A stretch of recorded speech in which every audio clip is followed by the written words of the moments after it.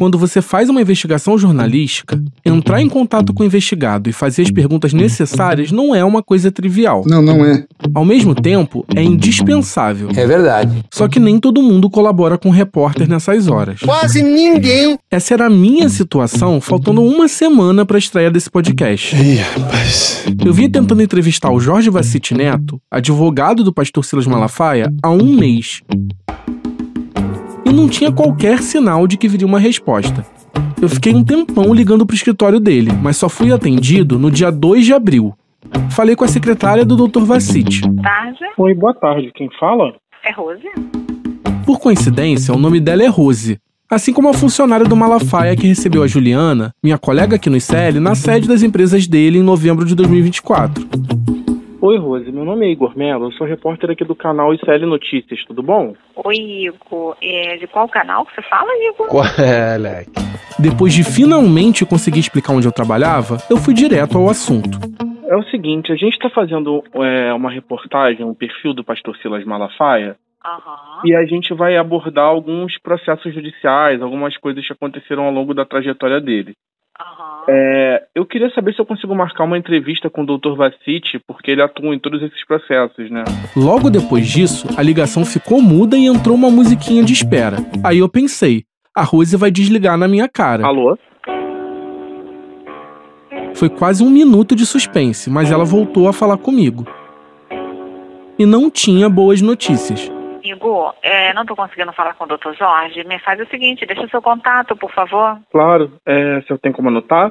Passaram dias, semanas, e nada da Rose ou do próprio Dr. Vacite retornarem o meu contato. Eu já tinha quase me conformado que não ia mesmo rolar, mas estava incomodado. Afinal de contas, eu não queria apresentar esse podcast sem que o Malafaia respondesse sobre os principais pontos que a gente apresentou aqui. Sobre o dinheiro que ele recebe da igreja, o jatinho, os carros importados que ele usa, mas que estão em nome da Associação Vitória em Cristo, esse tipo de coisa. A Juliana já tinha até feito algumas dessas perguntas pro Malafaia. Mas assim, de algum jeito aqui ali na imprensa a gente sabe que o senhor tem um jatinho. Eu não tenho jato, quem tem jato é a associação, não tenho jato nenhum. Não tem jato em meu nome. Não tenho nada em meu nome. Só que eu descobri várias coisas depois da entrevista e também queria perguntar mais uma vez sobre o jato e outras histórias que a gente está tratando aqui. O meu prazo estava acabando. Então, no dia 30 de abril, eu liguei mais uma vez pro escritório do advogado. Era tudo ou nada. Quem fala? É Rose? Oi, Rose. Aqui quem tá falando é o Igor Mello. Eu sou repórter aqui do ICL Notícias. Tudo bem? Oi, Igor, tudo bem? Falei com você tem umas 2 semanas. Não sei se você lembra. Eu lembro sim. Com o meu prazo mais do que estourado, eu tinha que dar um jeito de conseguir uma resposta. Então eu resolvi pressionar. É que eu não tive nenhum retorno sobre o pedido de entrevista com o Dr. Vacite. Sei que o Dr. Jorge ele tá viajando, Igor. Talvez seja por isso que ele não teve oportunidade de te retornar. Com certeza. E eu gastei saliva tentando explicar que ia publicar a reportagem na semana seguinte e insisti para que ela me passasse qualquer contato do advogado, até mesmo um e-mail. Atitudes drásticas. Pelo menos eu podia encaminhar as perguntas e ver se tinha alguma resposta. Mas nem isso estava rolando. Desculpa, mas eu não tenho autorização em passar nenhum tipo de contato do Dr. Jorge. Me causou uma profunda decepção. Eu desliguei o telefone certo de que não ia ter resposta nenhuma. Tava no meio do feriadão, o advogado tava viajando. Qual era a chance de vir algum retorno? É meio difícil, mas eu consegui. Mas quando eu menos esperava, o meu telefone tocou novamente ainda naquele dia. Eu reconheci o número. Era a Rose. Então, eu consegui falar com ele, tá? E ele autorizou eu passar o seu contato. Aliás, o contato dele pra você. Alegria! Então eu procurei o Dr. Vacite no dia 5 de maio, logo a segunda-feira depois do feriadão do Dia do Trabalhador. Ele finalmente me respondeu e pediu que eu enviasse as perguntas por escrito. Inicialmente ele se comprometeu a responder, mas depois ele fez uma ressalva em uma mensagem no WhatsApp.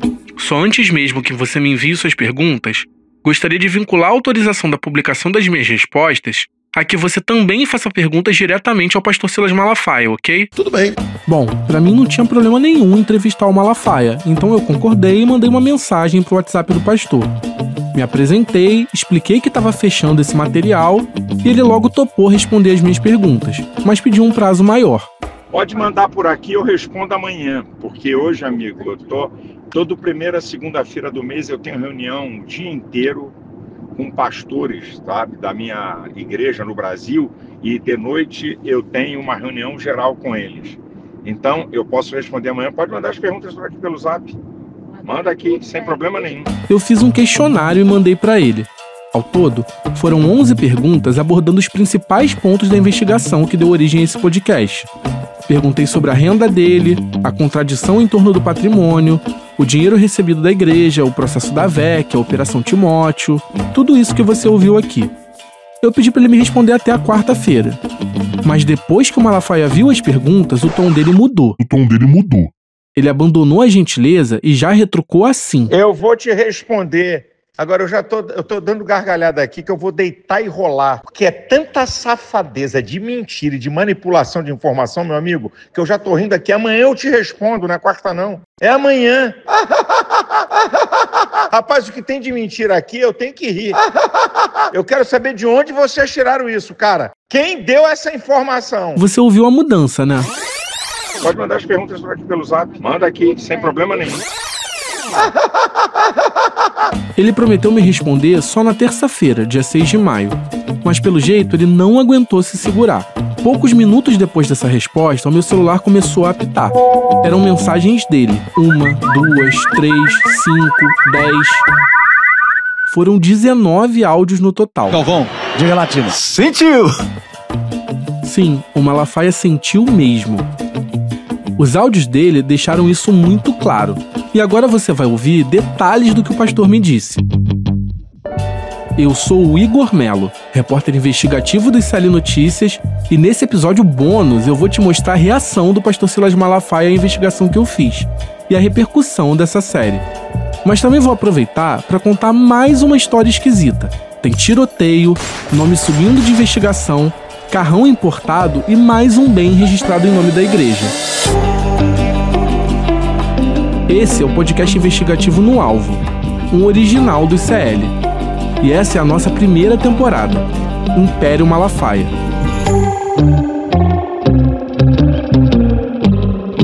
Episódio 5. Fala que eu te escuto.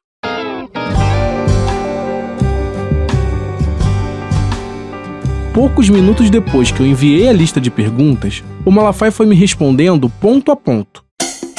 A impressão que eu fiquei foi que a cada pergunta que ele lia, vinha um acesso de raiva e ele apertava o botão de gravar áudio no WhatsApp.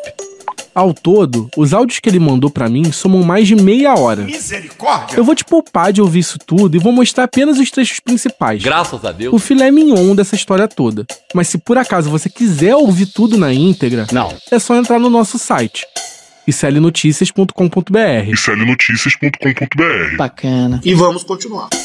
Bom, o Malafaia obviamente não respondia as perguntas que eu fiz de modo objetivo, e já começou apelando, dizendo que a minha investigação era coisa da esquerda. Eu gosto, como a esquerda, eu não sabia que eu tinha tanta relevância para a esquerda fazer isso aí.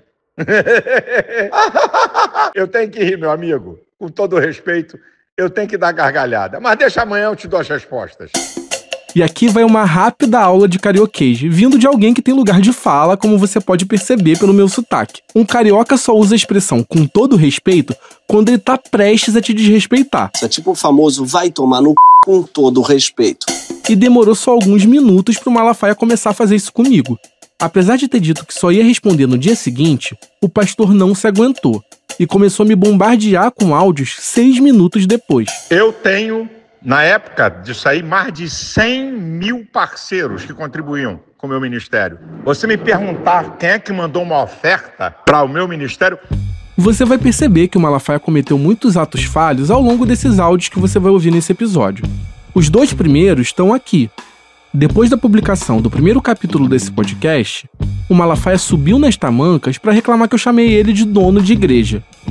Mas ele fala que os parceiros eram do ministério dele. Curioso, não? Com certeza! Nesse áudio que você ouviu, ele estava falando das doações do advogado Jader Pazinato, um dos pivôs da Operação Timóteo. Naquele caso, o Malafaia foi investigado por uma doação de 100 mil reais. E eu ainda descobri que essa nem foi a única. Tinha mais uma doação de 20 mil reais para a Associação Vitória em Cristo. Essa história tá completa no episódio 3. Agora, vim me questionar porque eu falei que recebi só 100 mil, eu recebi. Eu não falei que a igreja ou que a associação, eu sei lá, tem milhares de pessoas que contribuíram, eu vou saber quem é que contribuiu com a associação. Afinal de contas, como o Malafaia vai saber quem doa dinheiro para a associação que ele próprio controla, não é mesmo? Nesse áudio, o Malafaia estava falando sobre as doações recebidas pela VEC e acabou revelando outra coisa muito importante. Desde que foi alvo da autuação da Receita Federal, o pastor sempre sustentou que a entidade era mantida com pequenos valores doados por boleto, lembra? Ele até repetiu isso na entrevista para Juliana, como você ouviu no episódio 2. E ainda mais a minha entidade. Sabe como é que a gente recebia oferta? Boleto bancário. Na época, a força era boleto. Só que em cima do que eu perguntei, ele mudou a história e acabou admitindo pela primeira vez que recolhia doações em dinheiro vivo. Só para deixar bem claro, a grande parte de contribuições para a VEC tem CPF ou CNPJ feitas através de boleto. Poucos depósitos em dinheiro que foram feitos, porque eu viajo para lá e para cá, aí me dão oferta para a associação que eu entreguei para depositar ou na igreja, que não dá nem para comparar com a arrecadação que vem através de boletos ou de contas bancárias. Imagina essa cena. O Malafaia viajando por aí no jatinho com pacotes de dinheiro vivo. Mas ainda na história das doações suspeitas para a VEC, o Malafaia veio responder sobre aquela ajuda que ele mesmo disse que pediu para o advogado Willer Tomás, para escapar da Operação Timóteo, lembra? Ele não ajudou em nada, Wilder. Eu conheci ele porque sabia que ele era um advogado influente, acabou não ajudando em nada. E outra, para acabar com qualquer falácia, o processo saiu da vara de Brasília e subiu para o STJ. Então, conversa de delator de JBS, isso tudo é papo. Só que você mesmo ouviu da boca do próprio Malafaia a confissão de que ele pediu sim ajuda para o Willer Tomás. Eu vou relembrar aqui para você o que ele disse. Aí eu conheço o Willer, esse advogado, há algum tempo, antes do meu caso. Ele é um advogado grande, forte em Brasília, como é o meu advogado aqui no Rio Vacite. Eu falei, Willer, me ajude, isso é uma safadeza. Isso é que eu pedi a ele, porque é um cara de influência. Mas ninguém despachou nada a meu favor. Tá tudo aí parado. E só depois disso tudo é que o Malafaia finalmente respondeu pra mim sobre os bens de luxo registrados em nome da igreja e da associação. Tô falando do jatinho e do Jeep Commander que ele dirigia pelas ruas do Rio. Ô amigo, essa é uma pergunta sua que eu fico até com vergonha, mas vou ter que responder. Por que eu não registrei o avião em meu nome? Por que eu não registrei um Jeep Commander em meu nome? Porque não são meus. O que é meu está registrado em meu nome. O avião vale, hoje, $800 mil. 1985, um avião velhinho, que custou $1.400.000. Estou dando toda a dica para você. Aliás, o Malafaia definiu o jatinho executivo dele como um avião velhinho. Só que ninguém troca de avião de 2 em 2 anos como se fosse um carro popular. Esses $1.400.000 que o pastor pagou hoje são o equivalente a quase R$8 milhões. Nos áudios ainda tem outro detalhe importante sobre o uso do avião. O próprio Malafaia deixou escapar que é a VEC quem paga até o treinamento dos pilotos. Segundo ele, essa foi outra irregularidade apontada pela Receita Federal, embora isso não esteja na decisão do CARF que eu tive acesso. Porque eu paguei curso de piloto do avião da associação, todo ano tem que fazer, todo ano tem que ir para simulador e é no exterior. Porque eu paguei curso para uma garota, tudo bandidagem. Tá aí outro ato falho. Quem paga é o Malafaia, na primeira pessoa. Mas o avião é da associação e não dele? Assim fica difícil, né, pastor? Difícil de explicar, né? O mesmo vale pro Jeep Commander de uso pessoal dele, que foi registrado em nome da igreja. Olha o áudio que o Malafaia mandou logo em seguida. O avião está em nome da Associação Vitória em Cristo e o carro está em nome da igreja. Me diz qual é o pecado e qual é o erro. Que negócio é esse de riqueza? Agora vem outro ponto que deixou o Malafaia especialmente irritado. Ele não se aguentou com o fato da renda dele, inclusive o dinheiro que ele recebe da igreja, via público. Menos ainda com o fato de expormos a contradição entre a renda milionária que ele declarou ano após ano com um patrimônio que não aumentou um centavo no mesmo período. E outra, que conversa é essa que eu disse em 2016 da minha renda da Polícia Federal? A renda é sigilo, irmãozão. Só quem pode quebrar sigilo é um juiz. Que papo é esse? Que história é essa? Eu passei 7 anos, amigo, como pastor da minha igreja. Eu fiz um propósito de não receber salário durante 7 anos. Eu não achei nenhum vídeo do Malafaia falando sobre esse propósito de ficar 7 anos sem receber salário. E o pastor também não apresentou nenhuma prova disso. Longe de mim duvidar da palavra dele. Mas é curioso que esse propósito acabou em 2018, justamente quando a editora Central Gospel já estava à beira da falência e não tinha mais como distribuir lucros para o dono.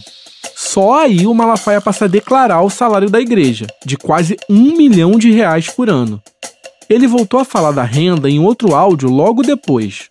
Eu tô vendo aqui, tô repassando aqui. Que papo é esse que eu declarei renda milionária? Rapaz, tô repetindo pra você. Se tem uma das coisas mais seguras é o sigilo bancário. Só quem quebra isso é juiz. Que papo é esse de minha renda milionária? Não faz isso não, cara. Faz essa história não. A minha renda não interessa pra ninguém. Eu não devo satisfação a ninguém da minha renda. Como você já sabe, as declarações de imposto de renda do Malafaia foram disponibilizadas por ele mesmo em processos públicos que correm na justiça. Para finalizar esse lote de áudios, o Malafaia ainda quis bancar que nunca foi indiciado por lavagem de dinheiro. Olha aí o que ele disse. Rapaz, as minhas considerações finais, como eu fico indignado, como vocês da esquerda constroem uma narrativa mentirosa para incriminar as pessoas. Primeiro, eu não sou investigado nem em Operação Timóteo, nem na Receita por lavagem de dinheiro. Isso foi, na época, jornalistas esquerdopatas que disseram que eu estava sendo investigado por lavagem de dinheiro. Prova, desafio você e quem quiser provar.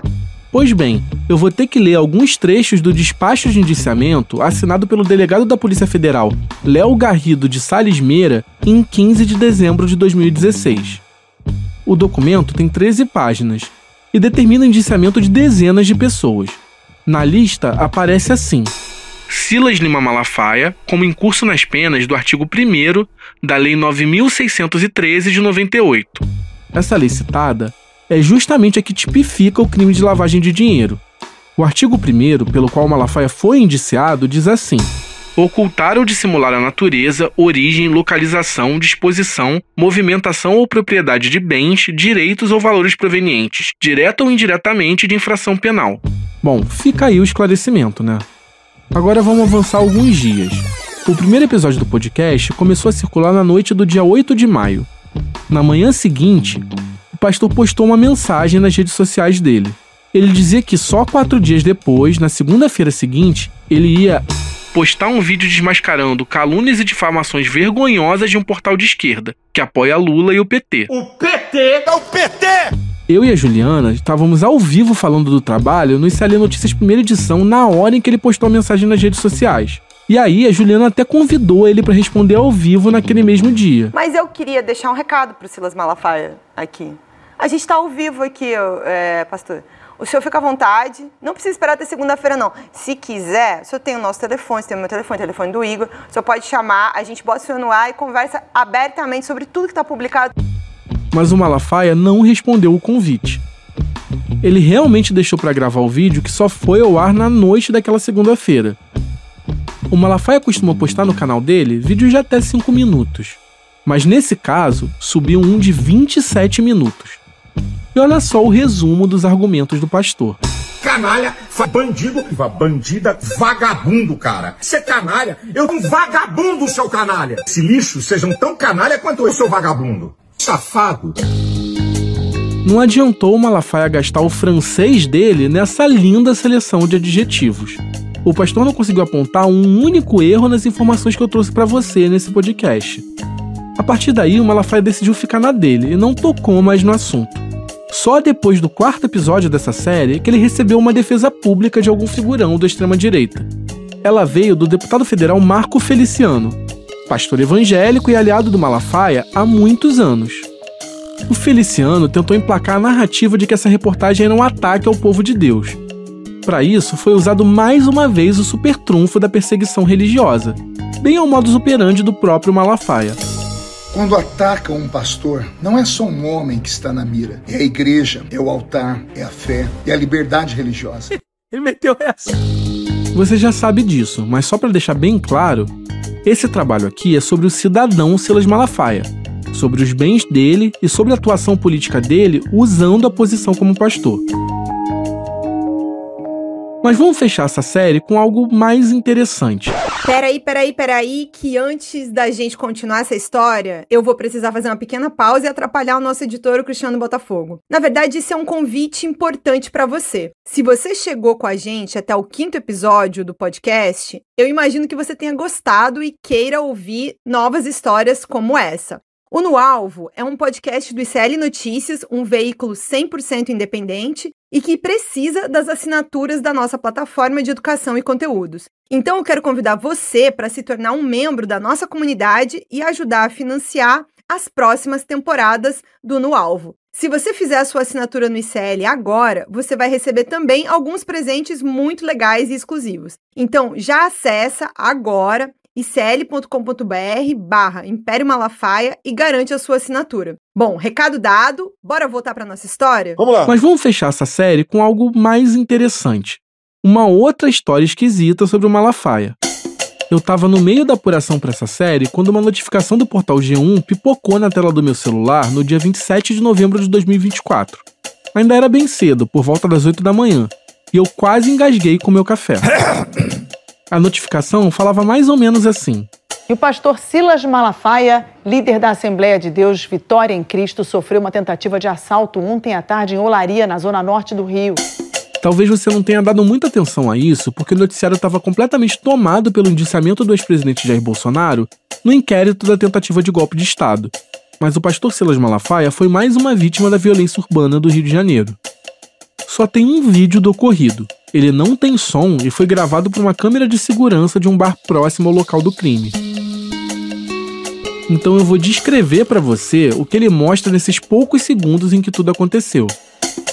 O Malafaia estava na rua Professor Plínio Bastos, em Olaria, na zona norte do Rio. Ele estava dirigindo uma BMW 530e preta. O sedã de luxo chegou ao Brasil custando a bagatela de R$575 mil. No caso do pastor, o custo foi ainda maior, já que o carro dele é blindado. Segundo os registros que eu obtive, esse é o primeiro carro importado que o Malafaia registrou no próprio nome. De repente, uma SUV fecha a BMW do Malafaia e 4 homens descem correndo. Dá pra ver que alguns deles estão armados. Os assaltantes chegam a tentar abrir a porta do motorista e a do carona, mas não conseguem entrar. Eles não contavam com duas coisas. A primeira era que a BMW do Malafaia era blindada, e a segunda é que ele era seguido de perto por um grupo de seguranças. Num instante, 4 homens descem armados de um Toyota Corolla que estava imediatamente atrás da BMW do Malafaia. Eram 3 PMs e um policial penal. Eles atiram na direção dos criminosos, que fogem de volta para o carro onde eles estavam. No meio desse caos, as pessoas que passavam pela rua saem correndo tentando em puro desespero se esconder. Na reação, um dos assaltantes foi baleado pelos seguranças do Malafaia. Ele conseguiu fugir do local, mas acabou sendo preso horas depois ao ser internado em um hospital. E uns seguranças um pouco preparados saíram do carro de trás ali e pregaram fogo nos bandidos. Olha que delícia, ó. Deixando de lado a empolgação mórbida do Joel da Atena no Brasil Urgente daquele dia, tudo caminhava para ser mais uma cena de violência que infelizmente faz parte do cotidiano do carioca. Isso até a história virar investigação. Os documentos oficiais sobre esse caso relatam uma história completamente diferente do que eu te contei até agora. É uma verdadeira realidade paralela. O registro de ocorrência foi feito na 22ª Delegacia de Polícia. Ela fica na Penha, justamente o bairro onde a igreja do Malafaia está sediada. No documento, o nome do pastor, que é a vítima do assalto, simplesmente desapareceu. Os investigadores do caso contaram informalmente a vários jornalistas que os policiais confessaram ser seguranças do Malafaia ainda na cena do crime. Só que os servidores da segurança pública são proibidos de fazer esse tipo de bico. Então, na delegacia, eles magicamente deixaram de ser seguranças do Malafaia. Na versão que deram oficialmente, os seguranças relataram que estavam na cena do crime apenas por acaso. Assumiram o risco de se envolver em uma troca de tiros e atiraram nos assaltantes não por serem pagos pelo Malafaia para isso, mas sim por algum tipo de compromisso cívico. Os policiais afirmaram que estavam a bordo do Toyota Corolla e sofreram uma tentativa de assalto depois de os ladrões não conseguirem roubar a BMW do pastor. Um dos policiais até se apresentou como o dono do Toyota Corolla onde os 4 seguranças estavam. Só que tem um detalhe que eles não revelaram. Esse Corolla não pertence a nenhum deles. Ele está registrado em nome da Igreja do Malafaia, a Assembleia de Deus Vitória em Cristo. Eu tô passada, chocada. No dia do assalto, o Malafaia mudou o hábito dele e não respondeu às mensagens dos jornalistas como normalmente faz. Um dos criminosos foi baleado, foi pro hospital preso, e aí não teve nenhum ferimento, o pastor Silas Malafaia não quis se manifestar. Eu consegui apurar que um dos policiais envolvidos no tiroteio é dono de uma empresa de segurança, que aliás oferece serviços personalizados para igrejas. Tem várias perguntas em aberto nessa história. Por exemplo, quem paga os seguranças? É a igreja ou é o próprio Malafaia? Resta saber se a corregedoria da PM vai ter interesse em investigar esse caso. Até porque o fato do Silas Malafaia usar policiais como seguranças não é novidade para ninguém. O próprio pastor já falou disso uma série de vezes. Essa aqui foi um culto em janeiro de 2017. No dia anterior, o apóstolo Valdomiro Santiago, dono da Igreja Mundial do Poder de Deus, tinha sofrido um atentado dentro da igreja. O líder evangélico levou uma facada no pescoço durante um culto. É fácil falar dos outros. Quem é ameaçado sou eu, não é você. Por isso que eu ando com policiais. Quando o culto acaba, eles me cercam aqui. Eu não sei. Não, pelo sim, pelo não, o Malafaia fez questão de enfatizar a competência dos seguranças dele quando o assunto é matar. E não vem não, porque vai morrer. Tô falando, não vem não, porque vai morrer. Porque os caras aqui não erram. Não vai sobrar nada. Se tem algum perturbado, tô avisando. Quer morrer? Então tenta. Só gente da pesada, especialista no que faz, sabe? Eu até tentei procurar o Malafaia para ter um posicionamento do pastor sobre esse episódio do assalto, mas eu não consegui, porque depois dessa enxurrada de áudios ele simplesmente me bloqueou no WhatsApp. Ih, rapaz. Essa foi a primeira temporada do podcast investigativo No Alvo, um original do ICL. A gente vai ficar de olho para acompanhar os próximos passos do Império Malafaia, para saber se as autoridades vão dar sequência às várias histórias mal explicadas que você ouviu ao longo dessa série sobre um dos pastores mais influentes do Brasil. Você que chegou até aqui, ativa as notificações e fica de olho. Quando você menos esperar, a gente vai aparecer com novidades. Até a próxima. Império Malafaia é uma produção do ICL Notícias. O podcast tem roteiro, pesquisa e apresentação feitos por mim, Igor Melo. A reportagem foi feita por mim e pela Juliana Dalpiva. A trilha original é da Estela Nesrini e do Amon Medrado. A edição de áudio é do Cristiano Botafogo. A captação de áudio e imagens é do Caio Salles. O design é da Paula Vilar e do João Brise. A gerência de produção é da Renata Neto. A direção de gravação é da Camila Mercatelli e da Juliana Dalpiva. Esse podcast foi gravado no Estúdio Rastro, com a supervisão de gravação do Dani Di. A coordenação do podcast é da Juliana Dalpiva. Agradecimentos a Maurício Arruda e Giacomo Degani. Esse episódio usou áudios do canal Cortes do Galvão Bueno no TikTok, do ICL Notícias Primeira Edição do ICL, do canal de Silas Malafaia no YouTube, do perfil de Marco Feliciano no X, do RJTV da TV Globo, do Brasil Urgente da Band e do canal da Advec no YouTube.